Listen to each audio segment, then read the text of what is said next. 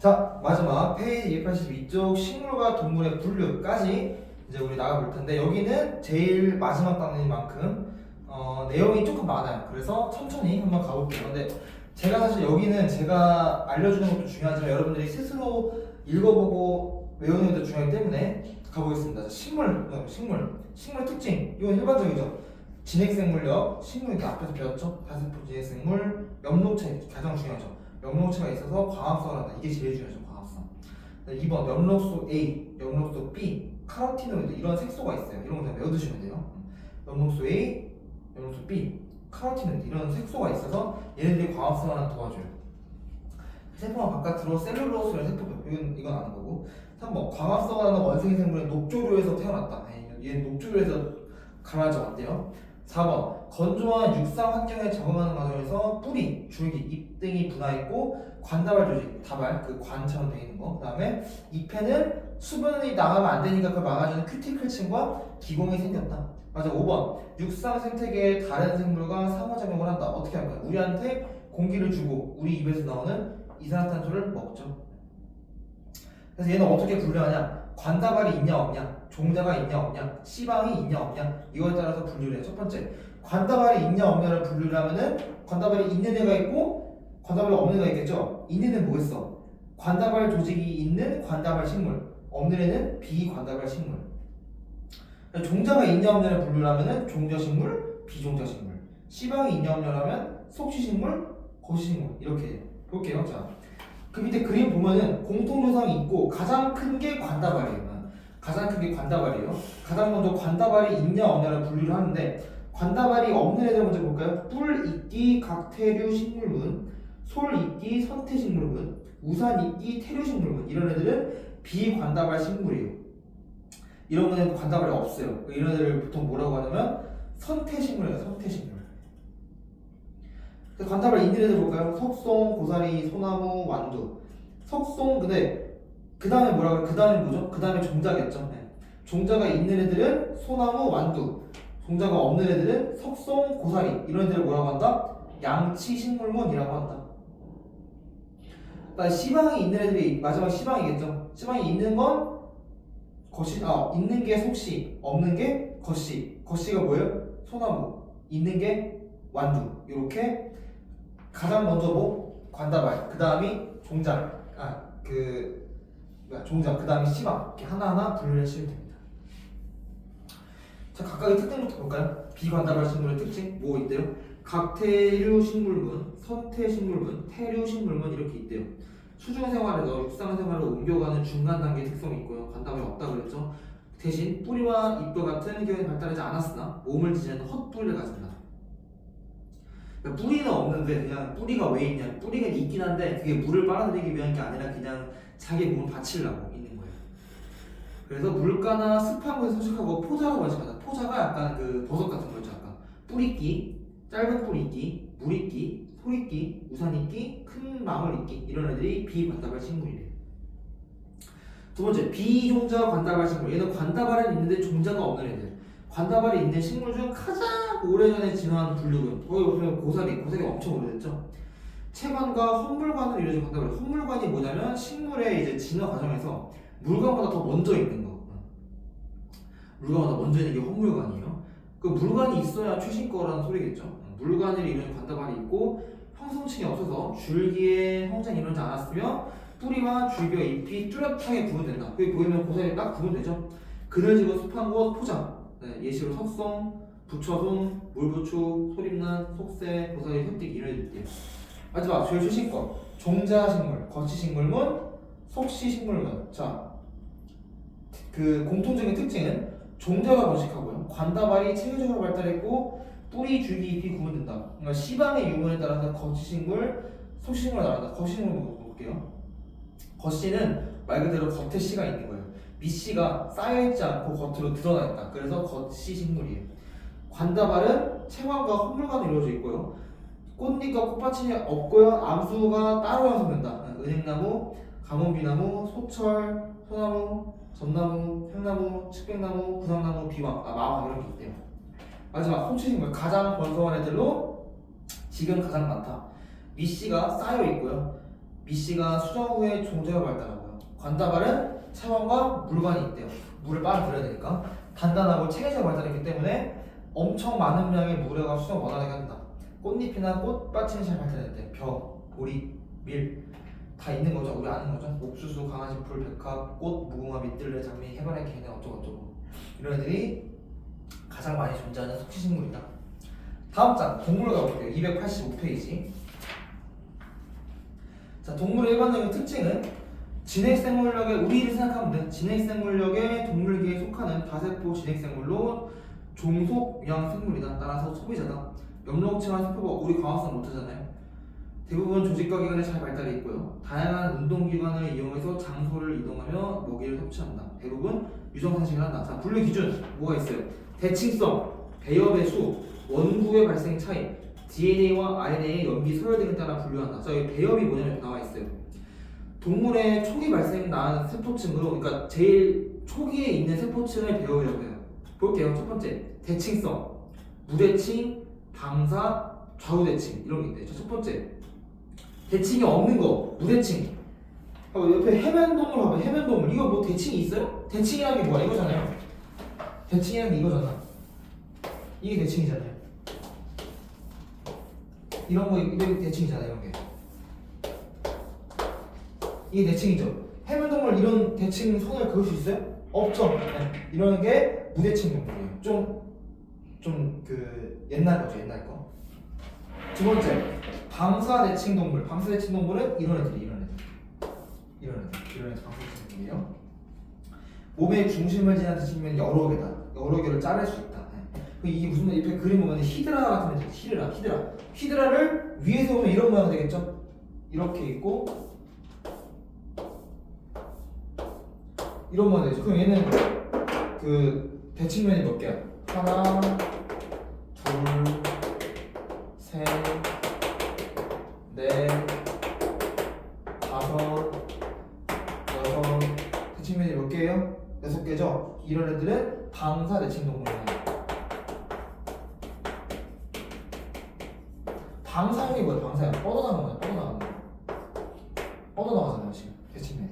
그래서 방사 대칭보다 몸의 중심면을 지난 대칭이 여러 개다. 얘네는 감각기관이 여기 다 있겠죠. 감각기관이 고르게 분포해 있어서 모든 방향에서 오는 걸 다 반응할 수 있어요. 이쪽에서 오는 거나 이쪽에 다 얘네가 반응할 수 있어요. 왜 반응해야 될까? 얘네는 움직이지 못하기 때문에. 움직이는 거면 반응을 딱 하고 그냥 피하면 되잖아. 근데 얘네는 피하지 못하기 때문에 반응을 잘 하는 게 중요하겠죠. 따라서 얘네는 이렇게 온데 다 반응 기관이 있어요. 그래서 주로 고착생물을 하거나 유형생활을 한다. 예를 자포동물, 히드라 같은 애들. 좌우대칭, 우리 딱 이렇게 좌우대칭이잖아요. 이렇게 좌우대칭이잖아요. 몸의 중심을 지나는 대칭면이 하나이다. 인간을 그려볼까요?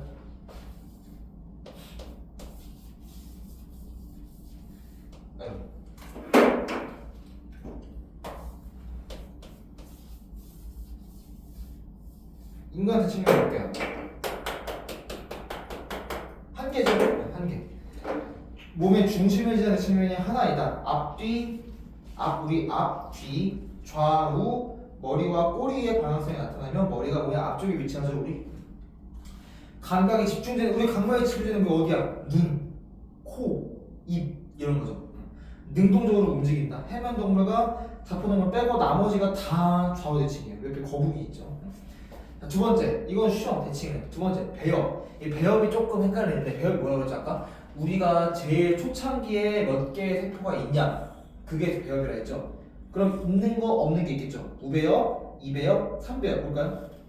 우배엽 뭐에서? 배엽이 없는 거. 해면동물. 이배엽은 외배엽과 내배엽이 있는 거. 삼배엽은 외배엽, 내배엽, 중배엽 이렇게 있는 거. 이거는 사실 그림으로 보는 게 더 쉬워요. 자, 볼까요?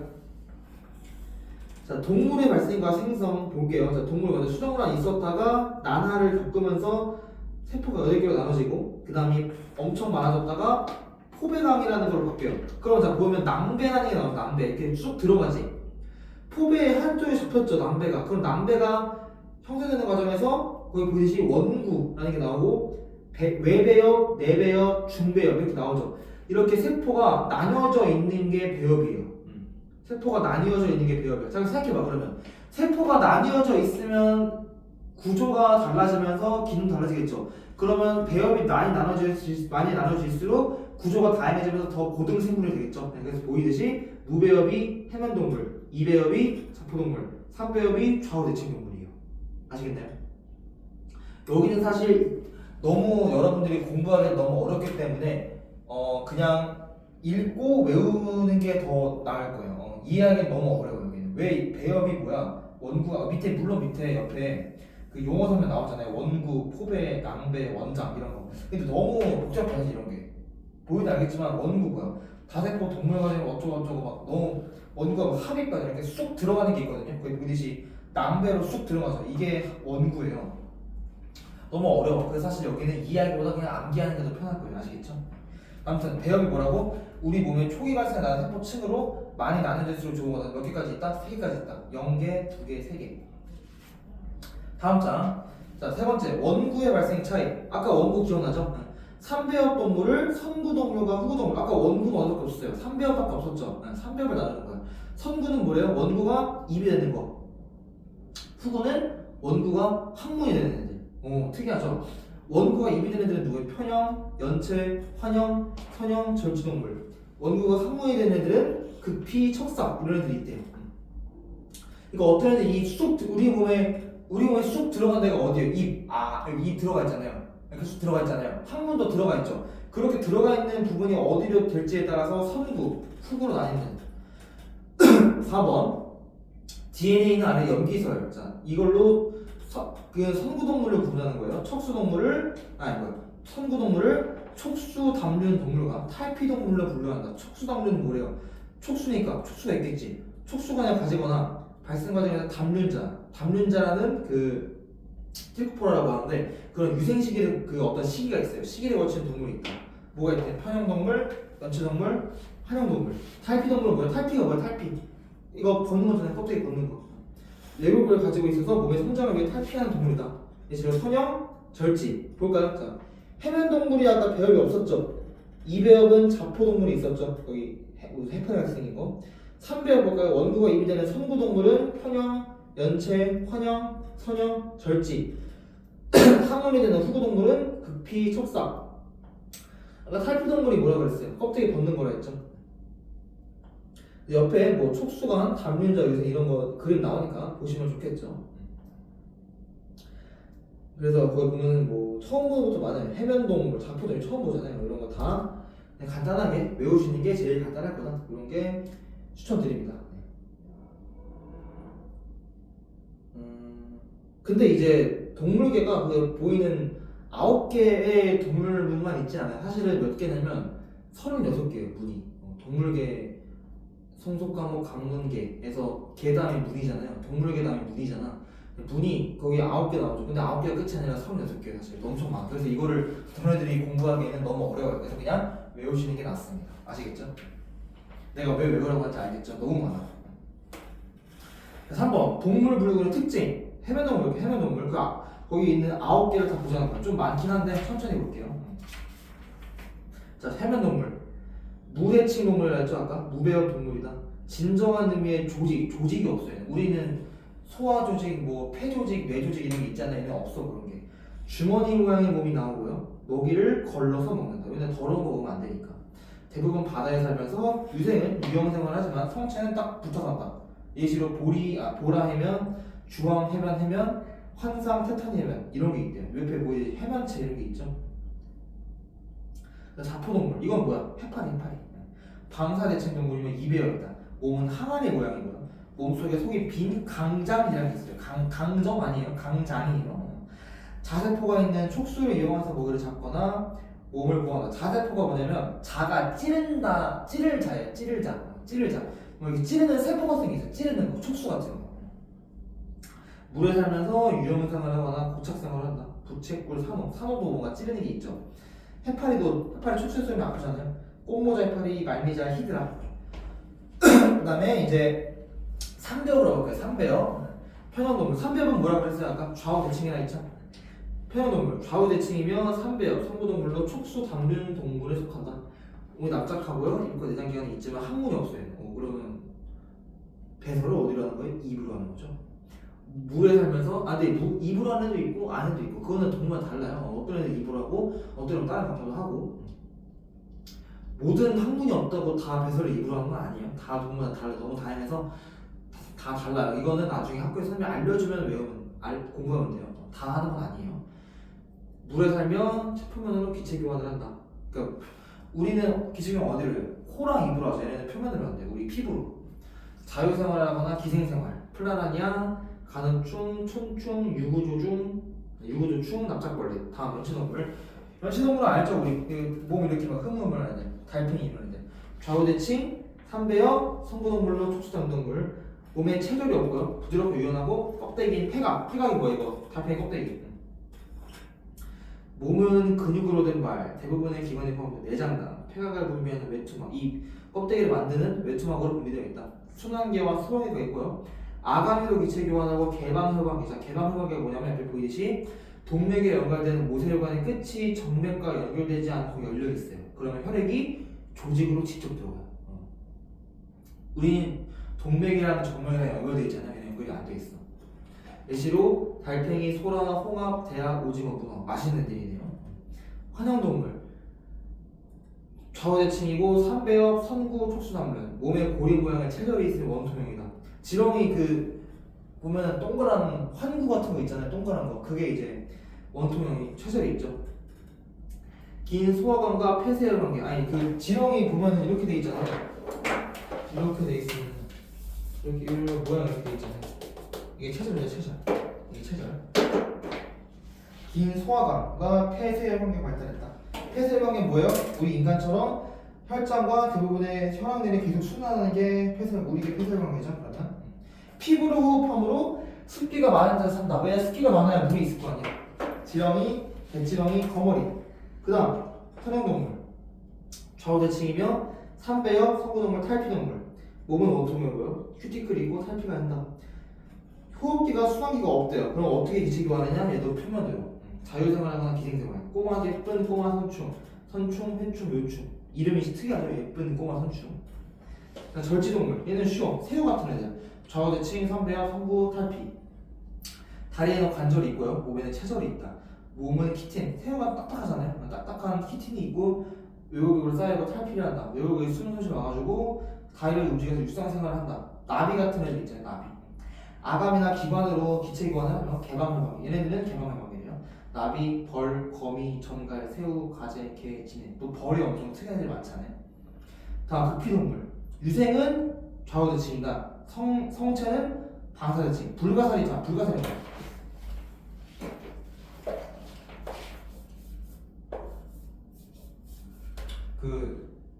뭐지? 스펀지밥의 뚱이죠, 뚱이. 뚱이를 보면은, 뚱이잖아, 뚱이. 뚱이를 보면은, 대칭이 어디야? 뚱이의 대칭이 어디야? 여기랑, 여기. 뚱이의 대칭이 몇 개요? 5개죠. 근데 얘 아까, 극피동물문은 좌우대칭이라 했죠. 이게 무슨 말이야? 왜 갑자기 5개가 됐지? 이 말은 즉슨 불가사리들은 태어날 때는 2배역이에요. 2대칭이에요.